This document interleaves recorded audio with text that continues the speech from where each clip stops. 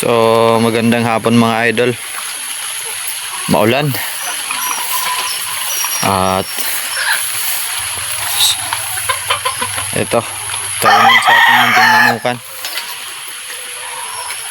Ito yung mga bagong yung mga stags natin.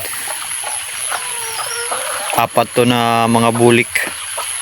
So yung mga tapos ng maglugon, mga bull stag na yun, binabawa na namin dun sa bayan. Yan ito. Apat to sila dito.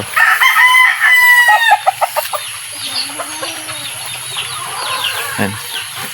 Sa golden monkey to. Golden monkey yung broodcock na ginamit namin. Tsaka yung pulit na 5K bulik.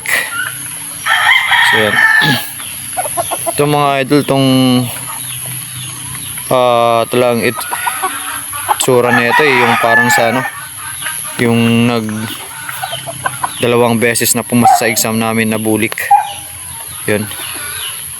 Sana ay mamana niya din yung talino at kung paano pumasa yung tito niya. Yan. Ito kapatid nila to, sa nanay lang. Kasi yung broodcock na ginamit namin dito, yung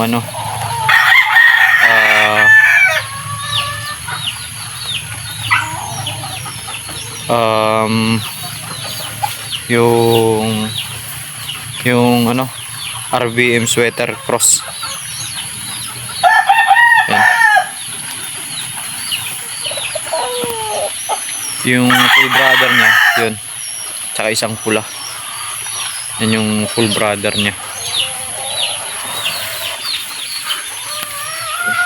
So ayan, bukas gagawa tayo ng kulungan para pag ganito na okay lang naman na rain or shine sila, pero pag kunyari para sa akin, pag isang linggo na ulan, kailangan naman nila at least pag gabi ilalagay natin sa kulungan para at least hindi sila masyadong pabad sa ulan.